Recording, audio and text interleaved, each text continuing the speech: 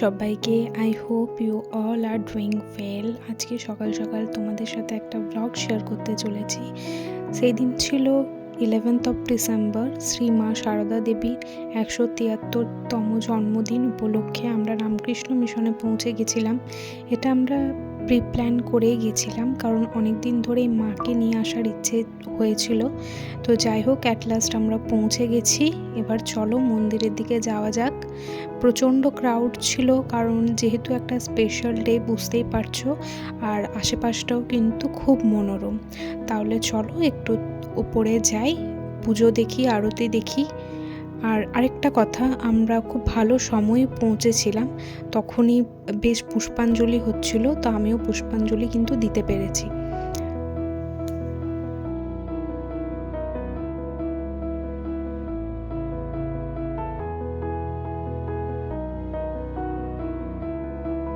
সুন্দরভাবে পুজো দেখলাম, পুষ্পাঞ্জলি দিলাম। চলো এরপরে একটু নিচে আশপাশটা ঘুরে দেখি। আর দেখো কতটা পরিমাণে ক্রাউড।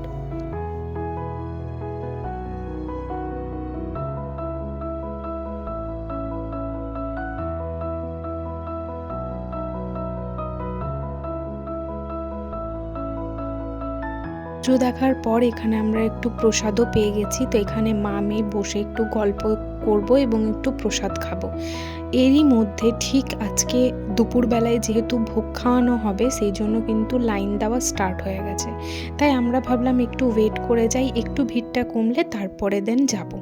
এখানে ততক্ষণে হচ্ছে ভোগ আরতি।